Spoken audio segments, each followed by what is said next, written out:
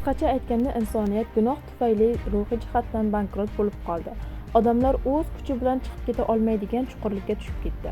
Masih esa bizni o'sha joydan chiqarish uchun keldi. Eng boshidanoq Xudo insoniyatni ogohlantirgan edi. Gunohning jazosi o'lim. Insoniyatning asl muammosi odamlar yetarlicha harakat qilmayotgani emas. Muammo bundan ham chuqurroq. Gunoh insoniyatni muqaddas Xudodan ajratib qo'yadi. Shuning uchun Tavrot davomida doimo hayvonlarning qoni to'kilgan. Har bir qurbonlik bitta haqiqatni ko'rsatadi. Gunoh o'limni talab qiladi. Inson Xudoning huzuriga kelganda qo'llarini qurbonlik ustiga qo'yar edi va shu orqali aybni ramziy ma'noda qurbonlikka o'tkazar edi. Keyin esa hayvon uning o'rniga o'lardi. Ruhoniy qon bilan muqaddas joyga kirib, xalq uchun Xudo oldida shafoat qilardi. Lekin katta muammo bor edi. Bu qurbonlik qayta takrorlanishi kerak edi. Chunki hayvonlarning qoni inson qalbini to'liq poklay olmas edi. Ular faqat kelajakda keladigan buyuk haqiqatning soyasi edi. Va aynan shu yerda muqaddas kitob boshlanadi.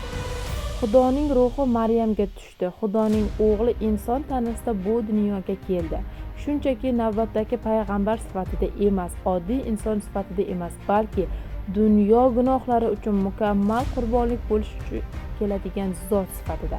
Muqaddas kitob shunday deydi: insoniyat tana va qonga sherik bo'lgani uchun Iso Masih ham inson tabiatiga sherik bo'ldi, toki o'z o'limi orqali o'lim va iblisning hokimiyatini yo'q qilsin. Xudo Iso Masih haqiqatan ham insoniy o'limni boshdan kechirishi, uning tanasi biz uchun qurbonlik bo'lishi uchun yuborgandi. Lekin mana shu muhim nuqtani tushuning. Xudo mavjud bo'lishdan to'xtab qolmadi. Uning ilohiy tabiatini yo'qotib ketmadi. Chunki Xudo abadiydir. Iso Masih o'limini ichidan yo'q qilish uchun ixtiyoriy ravishda insoniy o'limga kirdi.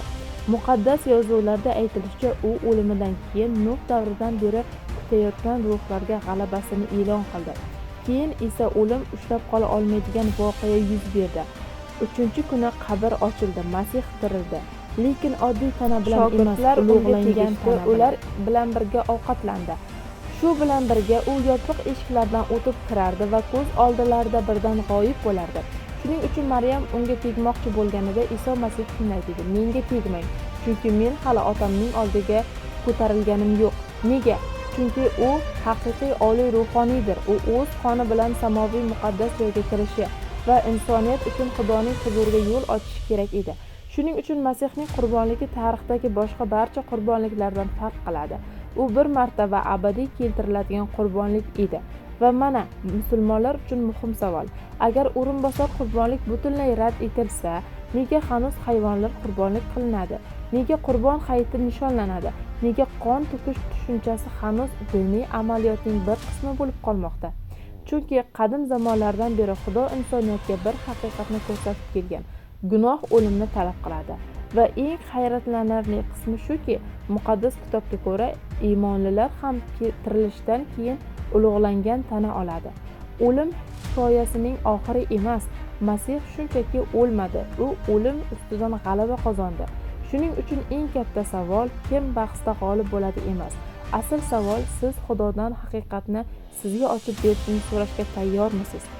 Samimiy ibodat qiling. Xudo, agar Iso Masih haqiqatan ham najot yo'li bo'lsa, buni menga ochib ber va haqiqat qayerga olib borishdan qat'iy nazar, unga ergashish uchun menga jasorat ber.